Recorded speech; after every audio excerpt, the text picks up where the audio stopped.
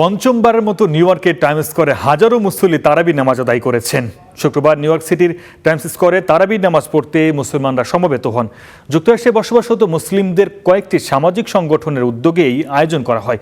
উদ্যোক্তারা জানান, ইসলাম ভীতি দূর করা, ধর্মের প্রকৃত সৌন্দর্য সম্পর্কে জানানো এবং সম্প্রীতির বার্তা তুলে ধরাই ছিল এই উদ্দেশ্য।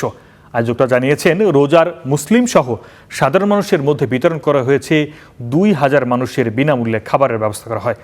ইফতারের সময় এসব খাবার বিতরণ করা হয় যাতে প্রয়োজন মতো মানুষ তা গ্রহণ করতে পারেন। শুধু তাই নয়, অমুসলিমদের মাঝেও খাবার বিতরণ করা হয়। অনেক পরিবার সদস্য সহ নামাজে অংশ নেন।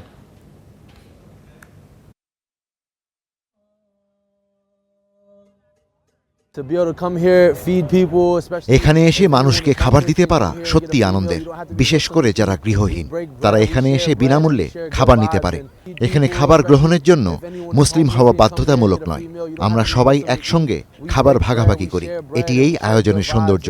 যদি কেউ ইসলাম সম্পর্কে না জেনে থাকে, আমরা ভালো উদাহরণের মাধ্যমে কোরআনের বার্তা সর্বোত্তমভাবে ছড়িয়ে দেওয়ার চেষ্টা করি।